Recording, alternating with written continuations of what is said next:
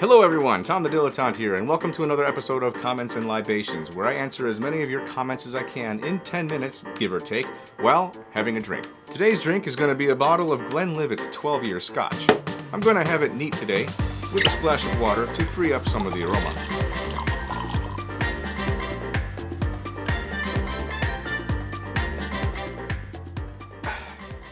Alright, first question. From Joey Tran. Hey Tom, could you do a tutorial on how you installed your ditch lights or how you fish the wire through the firewall? Good question. So this is for my Subaru Crosstrek. The ditch lights are mounted on a set of Rallytech ditch light brackets. You can see here that the powder coat's chipped away and they're starting to wear. They honestly didn't really last more than a year with the full powder coat, so questionable quality there. The wires are routed in the hood latches themselves, and then they follow along the top of the firewall to my homemade relay plate. The relays are ground switched, and so the 4 ground wires, one for each relay, are routed back along through the firewall and pushed through one of the only existing grommets that I could find that dumps the wires near the pedals. And from there they run behind the dash and to the switches below and to the left of the steering wheel. Overall, this wasn't too bad. I wanted to try to keep the number of wires that I was routing through the firewall to a minimum, and this seems to have done the trick for me. Next one by Hutch. Have you seen the Subaru Outback Wilderness? I ordered a 23 and can't wait. Wow, that's pretty cool. Yeah, I have seen it online. I saw a 22 Outback Wilderness on the showroom floor. Nice big car, and the 23 is what? Turbocharged with the new 2.4 liter, I think. So hopefully you like that. I think it's a sweet ride. Good luck developing the courage to take that off-road and scratch it. That's gotta be a hard decision to make with a brand new car, but hey, congrats man, I think you're gonna love it. Next by Blake Burgess. I have an old Jetta diesel that I drive, and the heater is almost non-existent. Any tips on how I can add some extra heat to my car? Given that this was on my Chinese diesel heater video, I hope you're not thinking to just put in one of those diesel heaters into your car. I mean, at least not while it's moving. Yeah, it would probably work, but I'm not gonna go out and publicly state that doing that is a great idea. Rather, what I would suggest is, look into whatever OEM heating system that you have, and if there's any problems with it that you might be able to fix. For example, if you've got a plugged up heater core, a bad blower motor, or a bad fan, these are areas that you might think. I don't know much about old Jetta diesels, I admit. I'm just kind of going off of basic understanding of automotive heating systems. And so I would start with that. Above and beyond, I really don't know, man. I'm afraid to offer any suggestions on how to insert especially some kind of combustible heat source into a car that wasn't designed for it. That just might not be safe. Anyway, good luck, or move somewhere warmer. So, all right, next question. Hey, from Chris Foster, how much fuel does it use? So I actually had put together in this video, my test one, a chart that I'll show you here. And in this chart, you can see that it really depends on how high you're running the thing. So for example, if you're running it on low, and that's set to 1.4 hertz, where that means 1.4 doses of fuel per second, you can expect about 41 hours of runtime. I ran it on high at 5.4 hertz, or 5.4 doses of fuel per second, and I got about 10.5 hours by my calculations. Now the real world example is, I had run this thing pretty much, I think about 10 hours or 9 hours, and I had a little bit of fuel left. So I think my calculations mimicked real world. And if you want to try this for yourself, really you just got to do the math. So I looked it up, and one dose, this fuel pump per squirt, per dose of fuel is 0.023 milliliters. And there's just under 3,800 milliliters per gallon. So if you do the math and say, okay, this tank is about 1.25 gallons, and then or 4.732 liters, then you can extrapolate what volume of fuel will last for how long. And that's what I did here. So whoever said you're not going to use the shit you learn in math class sometime down the road was wrong, because here you go, simple algebra. Next one by Carol Zhao. Where can I find a printable version of the handy chart that you showed listing the channels with wattages, etc. for GMRS and FRS? This isn't the first question I've gotten like this, and I've been meaning to try to make these assets available to people. So what I did is I created a PDF version of this, which you can find in the link below. I'm basically carved out a dedicated Google Drive space for public use. And I'll put things, whether it's write-ups or things like this chart on there as they're asked for and as I have time to create them, so that you can use them, print them up, take them on your merry way. This chart is going to be all the GMRS FRS frequencies, each frequency per channel, as well as the permissible power limits given either FRS or GMRS, the bandwidth, and the maximum, the power limits. I said that already. So anyway, I hope you find that helpful. Again, that link is in the description below. You can download this, save it, do what you want. Free use, you can have it. Thank you for your support, and have at it. Next, by Matt Chinook. What's the large decal you're using on the rear quarter of the car? Looks awesome. I agree. I wish I could say that was my car. So this was the Orbis overlanding rackwing video. And my car is the ugly gray looking Bulldog. The car that I think you're referring to is that more yellow gold color.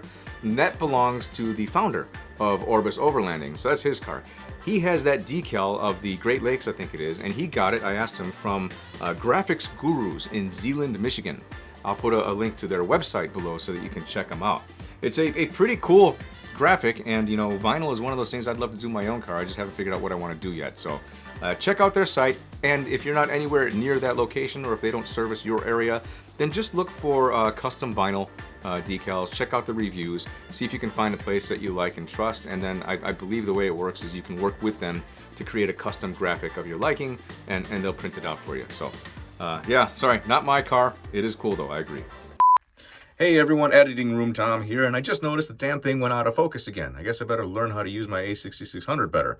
Anyway, it's focused on the whiskey, so enjoy that. This is the second time I've filmed this thing because of autofocus issues. I apologize, but enjoy the rest of the show, and I'll do better next time. Take care. Next, by Tyler Jameson. Is the inReach really necessary? You can text and email via APRS as well, and the wife and others being able to keep tabs on your journey. I'm willing to wager I could get help faster on a repeater, a link system even more so, or on 5.2. I'm assuming he's referring to 146.52, the national call frequency on the 2-meter ham band. Seems like overkill, and I would hate to have to pay the monthly service fee compared to a free ham radio. Your thoughts? Tyler, this is a great question, and before I bought the Garmin inReach, I had actually considered using APRS as my main means of doing exactly what you said, communicating back home, squawking my location, and so forth. That's why I got the FTM 400 in the Subaru. It's why I've got the FTM 300 in the GX. Turns out, though, that one, APRS coverage nationally isn't that robust. There's going to be gaps, particularly in areas that are more remote. So you can see on this map here from APRS map info, or if you even look at aprs.fi, there's going to be some holes. Now, I'm still relatively new to amateur radio myself, and the way I understand it is that yes, you can have a transmitter squawking your location via APRS, but it needs to go somewhere, right? Hopefully it's reaching an iGate, which is a receiver that's going to push your signal up into the internet so that it can be reported in places like APRS.fi, or it's at least strong enough to hit a digipeater or two, which is going to receive and then repeat your digital transmission, APRS transmission, to either another digipeater, I think you can go 2 or 3 hops, and then in turn to an iGate. Now that's just a lot of hopping around to have to worry about, and from what I've seen, there's enough holes that I wouldn't rely upon it for emergency coverage. Now, you also talked about either 14652, the national simplex call frequency, or maybe even hitting repeaters. Yes, that is a viable option, but when I'm traveling, I will see if I can hit local repeaters, right? And I'll drop my call looking for someone to chat with, just to see if anyone's out there. And more often than not, it's silence. Every once in a while, I will hit someone. So relying exclusively on someone being at the receiving end of a station for emergency use, to me, is not a viable option. I just want to remove all the variables of having another human being or another link in the chain that can fail before getting some type of emergency service, which is why I like the Garmin inReach. Yes, you do pay a monthly subscription, but the nice thing about that is you can turn it on and off depending on when you're using it. So I used it back in May, and then when I was done with it, I just suspended it, and so I'm not paying anything until I go out again. And the other nice thing about that is all I need is a clear view of the sky, and it'll put me in touch with their emergency medical center, who will then in turn work to coordinate emergency services wherever I happen to be located. And you can use your phone via Bluetooth to the inReach and use that for texting and whatnot. So, all right, next one from Christopher Purdy. I hate money too. Whenever I get it, I keep trading it for gadgets. Thanks for the rundown. Love your videos. Thank you. And yeah, hey, I've got gear acquisition syndrome. And this is my shit. Every time I look at a new toy, I want to buy it and I just want to start playing with it. So what can I say? It's not the most responsible thing. It's a hell of a lot of fun. Next question from Dustin Halfacre. Can you post a link to the solar cables setup along with the car charging cable that you would recommend? Please include your affiliate code in that so I can support the channel. Thanks, Dustin. Really appreciate that. I too actually like to use affiliate links whenever I see something on a channel because I appreciate the help. To answer your question, you can actually find my links on a new resource. In the description below, I put a link to my new Amazon store. I've apparently hit some kind of milestone where Amazon has officially considered me an influencer and bestowed upon me the rights to create this online store. So for the past 2 weeks, I've been putting as many of the links to stuff that I either recommend or use myself in this site so that you can check it out. So these two pieces of gear, the solar cable and the DC charging cable for the EB3A, you'll find on there. They're simple 5521 connectors to a 12-volt socket or to the solar connector. Anyway, check out the site. Let me know what you think. Everything on that site I own. And most of it I purchased with my own money. I own and use to this day. There's only a few exceptions to things on that site that I do not personally own but intend to purchase.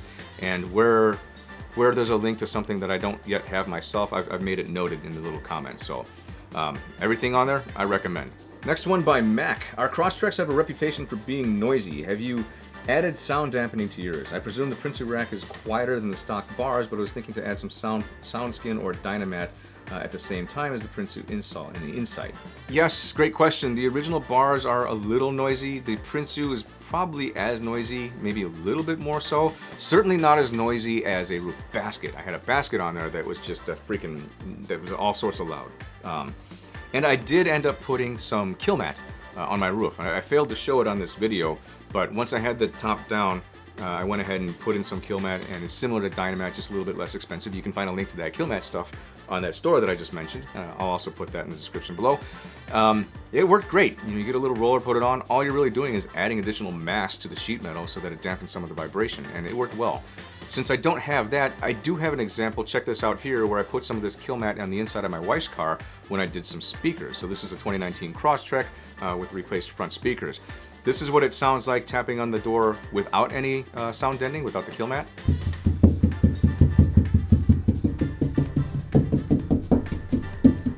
And this is what it sounds like with the Killmat installed.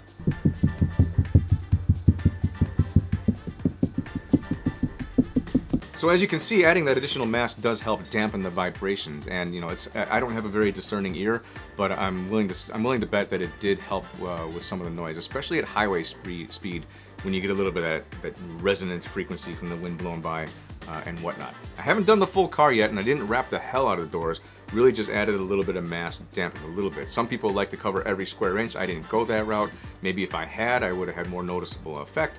I don't know. If you've done something like this, let us know in the comments. I'm sure others would benefit from that info as well.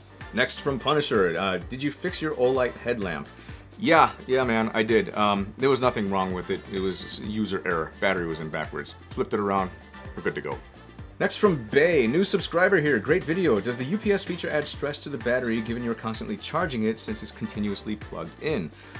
Great question. You know, given that the Bluetti, this is the EB3A, it uses an LFP battery technology. The question is, you know, does leaving it plugged in and charging screw it up or affect the longevity of the battery? I actually emailed Bluetti on this one, and the answer that I received from them was, quote, they got a reply from their tech team that it would not hurt the battery while you plug it into the wall on UPS mode. So there's your answer straight from the manufacturer. They're saying that it will not harm the unit, which I'm interpreting as meaning it will not shorten the life of the battery. My assumption is that the battery management system on board is smart enough to know that it's plugged in and on UPS mode, and to keep it up at maybe just a float charge, keep it topped off only. So hopefully that's the case, because it'd be kind of stupid if it wasn't, right? Moving over to Instagram, we've got one from Hector Parker. Hey Tom, I have a question about your Crosstrek and your transceiver. Where did you find a porthole to run the wire through the firewall to get to the battery? I have a Crosstrek now, and I've been trying to find a porthole without making my own to get to the battery. Thanks in advance. So for this one, I actually didn't go through the firewall. I ran a power lead to the transceiver only and grounded it to the chassis near the mounting point. So here you can see I ran the leads along the top of the fender to pop out by the door hinge, and from there they run down the OEM wiring bundle and to the door to poke through the same grommet that the OEM wiring bundle uses. And then it's a short trip under the driver's side kick plate before popping out towards the unit under the driver's seat.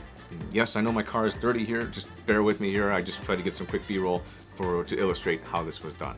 I hope that answers your question, Hector. If you wanted to punch through the firewall, you can probably do what I did for my relay panel. There's one grommet on the driver's side inboard of the master brake cylinder that you can poke a hole in and fish it out underneath the dash by you.